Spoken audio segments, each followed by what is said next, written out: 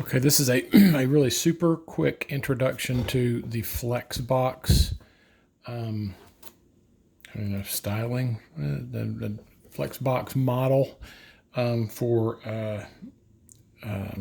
HTML layout. And so maybe that's what it is, layout model. That's what I've used. There's several different layout models or layout schemes, and one of them's called Gridbox, and one of them's called Flexbox, and one of them I think is called Float. And anyway, Flexbox I've just found to be the easiest to kind of deal with, and the easiest to it's almost like Lego. It's easy. It's easiest for my mind to understand. So, essentially, you got a box, and the boxes are flexible. Hey, so it's Flexbox. But the way that I have come to think about the pages and about just the different sections of the pages is in this Flexbox really helps to it lends itself very nicely to that. So basically in Flexbox, you define a box, and it's, you can make the borders visible or not. But so you got this box, and there's 18 different things you can specify about the box, whether it's positioning and the amount of, what it inherits from its parents, and all this. There's all kinds of fairly complicated stuff that I don't use. I mean, I'm just not. I'm not anything near an expert. I use what I need to use, and then whenever I have to find something, whenever I have to use something different, then I learn about it, and I implement it. But I probably know 10 or 15% of what you can do with flex boxes. So basically, like, if you got a container, and I'm gonna draw the things inside this container as boxes, and very quickly you can basically set up the direction of a flex box as being, and you don't even have to specify it if you want it to be this way, but you do have to specify it if you want it to be columnar in a column. And so basically you specify, you'll set up a flex box, and then you'll say whether you want it to be, you'll decide whether you want it to be things to be arranged across or down, and then you start putting stuff in it. As a matter of fact, I mean, that's the way I design my pages. Whenever I start to design a page, see, I mean, I've got all these containers and containers within containers, and I mean that's the way that I go about my design. And so that's the way that I've come to think of these pages, is containers of flex boxes with other flex boxes in them.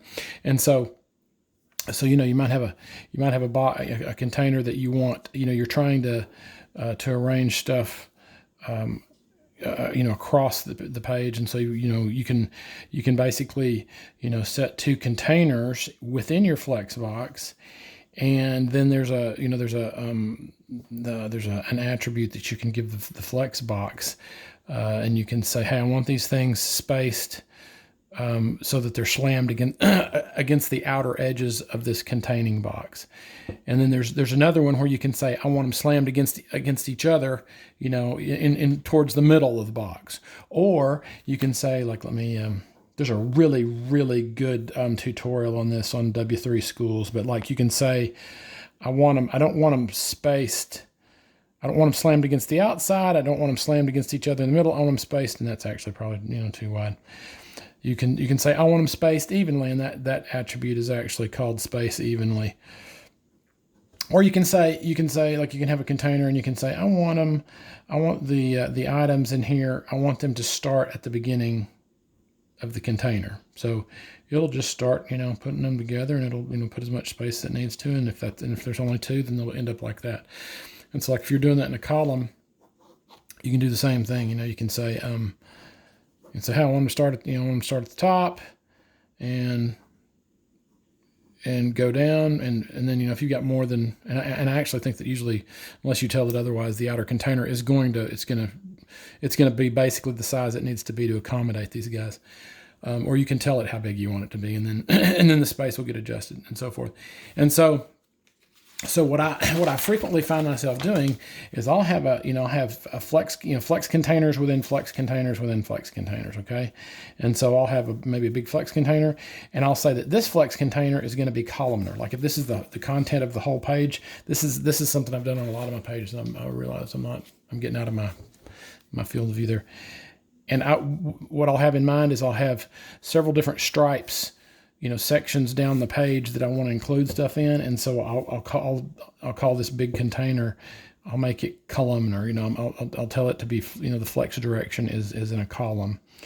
And so then what I'm seeing in my mind is a container that's like this, and it's going to be stacked on, below it is going to be another container that's, stacked like this.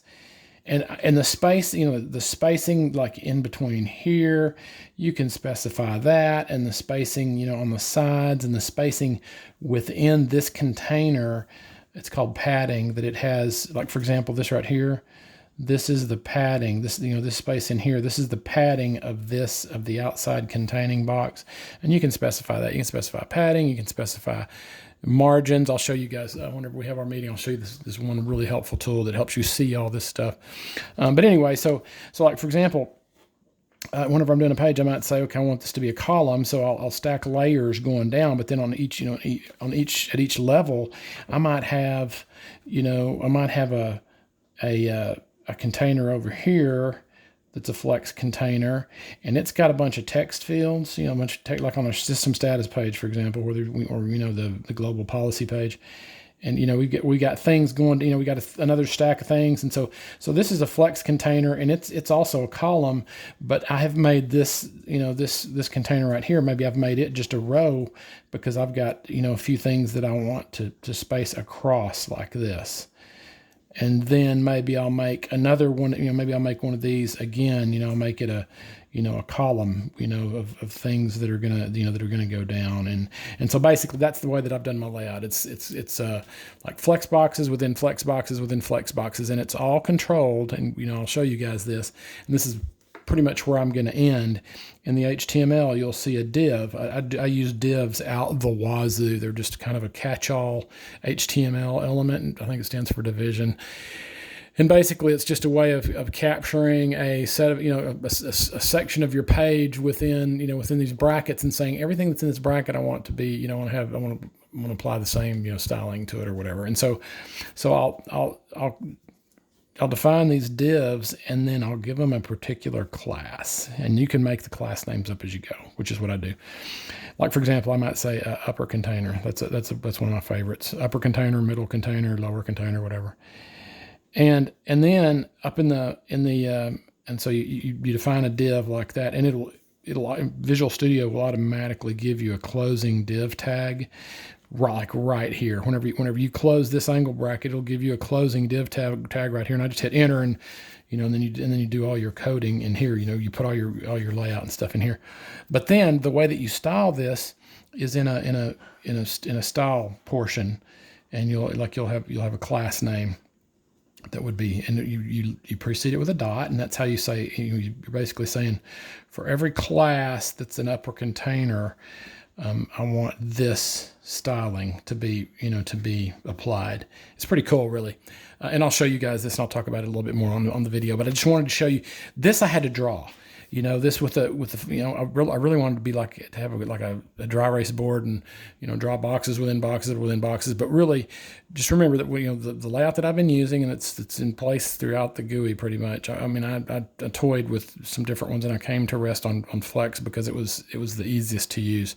But it's basically you got containers within containers within containers, and you can No, I forgot something else about flex styling is not only can you say how you want the spacing, you can also say how you want things lined up on the cross axis. So for example, if you've got a flex container, and your flex direction, your flex flow direction is this way, well, then you can also tell it how you want things lined up and down, because this is the flow direction, or the flow axis is this way. And so you can also say, with the cross axis, you can say you want everything slammed up against the top. Maybe you've got these two things are there, you got them slammed to the outside, and you also want them scooted up to the top, or you can have them in the middle, or you can have them on the bottom. And there's another thing or two that you can do, but basically you can jigger these things around along the flex axis and along the cross axis, and so that's how I position my stuff. That's how it's how I have handled positioning and the layout within with the GUI. So this is getting a little bit long, so I'm going to stop it and upload it and give it to you guys, and then it's almost 10 minutes, and then I'll talk to you guys on the G2M on the GoToMeeting. Take care. Bye.